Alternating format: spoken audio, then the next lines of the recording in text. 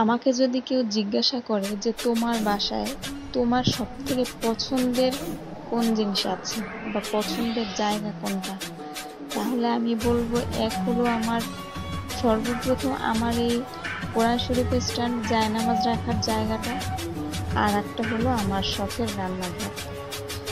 বিশ্বাস করবেন না, আমি মনে করি প্রত্যেকটা মেয়ে এই দুইটা জিনিস সব থেকে বেশি পছন্দের হয়, কারণ একটা মেয়ের সারাটা দিন কাটে রান্নাঘরে, মানে রান্নাঘরে বেশিরভাগ সময়টাই কাটে রান্নার কাজে, তাদের বেশিরভাগ সময়টাই দিনের বেলা রান্নাঘরেই কাটে। আর সেই রান্নাঘরটা যদি এত সুন্দর পরিপাটি করে সাজানো থাকে, তাহলে আর শান্তির জন্য আর কিছু দরকার হয় না। আমার যখন মন খারাপ থাকে তখন আমি হয় আমার জায়নামাজ স্ট্যান্ডের দিকে তাকাই থাকি, আমার কোরআন শরীফটা দেখি বা নামাজ পড়ি বা কোরআন শরীফ পড়ি, যাই হোক, আর অথবা আমার রান্নাঘরের কাছে যাই। মানে আমার এত বেশি শান্তি লাগে। আমরা যখন প্রথম বাসায় উঠছি, আমাদের এই বাসাটা একেবারে নতুন, আমরাই ফার্স্ট ভাড়াটিয়া, তখন এসব কিচ্ছু ছিল না।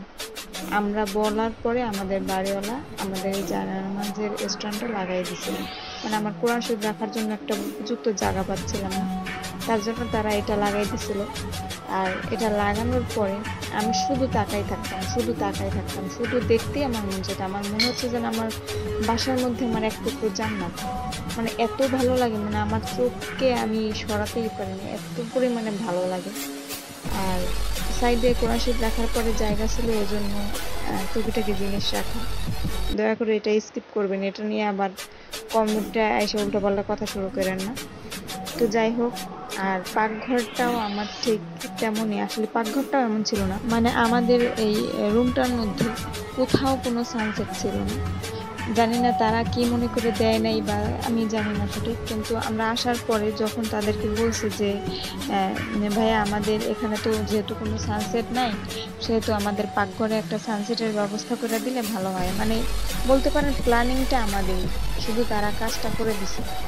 আর এরকম বাড়িওয়ালা আসলে হয় না সব সময় যে বললেই ভাড়াটিয়াদের মতো করে দিবে সব কিছু, ঠিক আছে। তারপরে তারা এইভাবে তাক দিয়ে দিছে, মানে মানে তারা আমাদের প্ল্যানিং অনুযায়ী আর কি সব কিছু করছে। এই বুদ্ধিটা আসলে আমাদেরই দেওয়া। আমার হাজবেন্ড যেহেতু ওয়ার্কশপের কাজ করে, তার একটু পরামর্শ আর কি, তাদের তো অবশ্যই বুদ্ধি আছে, তবুও মানে আমাদের বাড়িটা যথেষ্ট ভালো বলছে, আপনারা কেন আগে আগে আসলেন না। আসলে আমাদের বাসায় আমরা উঠছি প্রায় 15 দিন পরে, তো বললো আপনাদের প্ল্যানিংটা খুব ভালো ছিল এবং আমাদের প্রয়োজন অনুযায়ী তারা সবকিছু গুছাই দিছিল।